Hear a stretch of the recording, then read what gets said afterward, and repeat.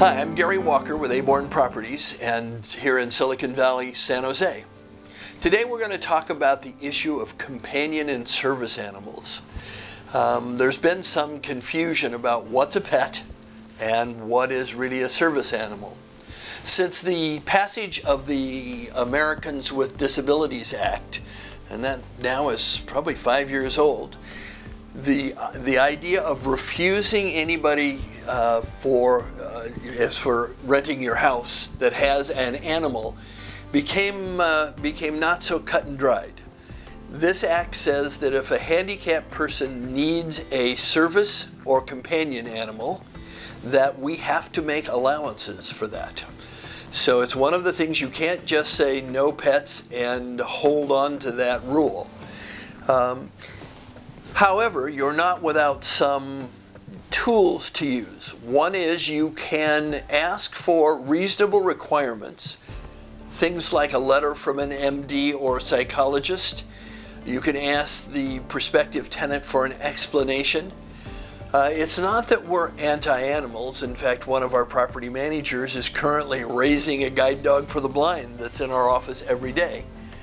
But it is that animals absolutely shorten the life of your property. They shorten the life of the carpets, they shorten the life of the paint. I love dogs, but I know that they do damage. And for those who have cats, cats unfortunately urinate. And they do it when they're unhappy, they do it when they're sick. So many times cats do even more damage than dogs. So we don't really advise pets in properties. There are certain properties that you can get more money for that it's a good idea, but in a general sense, no. But if it's a companion or a service animal, you need to be very careful if you're going to refuse tenancy based on that. About, I don't know, it's now been a month ago, we had a tenant call that asked for pets, and we said it was a no pet house, and he said he had a service animal. Well, of course, we asked what it was, and it was a 14-foot boa constrictor. While I love dogs, I'm not too good about snakes. He said it was a companion animal, that he had to have it or he wouldn't feel good. So we just simply asked him for his doctor's letter, and we didn't refuse him. We just asked him for his doctor's letter and a description of the ailment it was being prescribed for.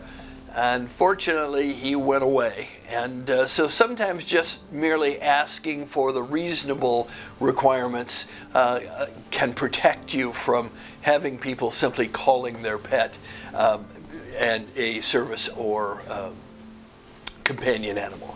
I'm Gary Walker, Aborn Properties here in Silicon Valley. If you have any questions, please call.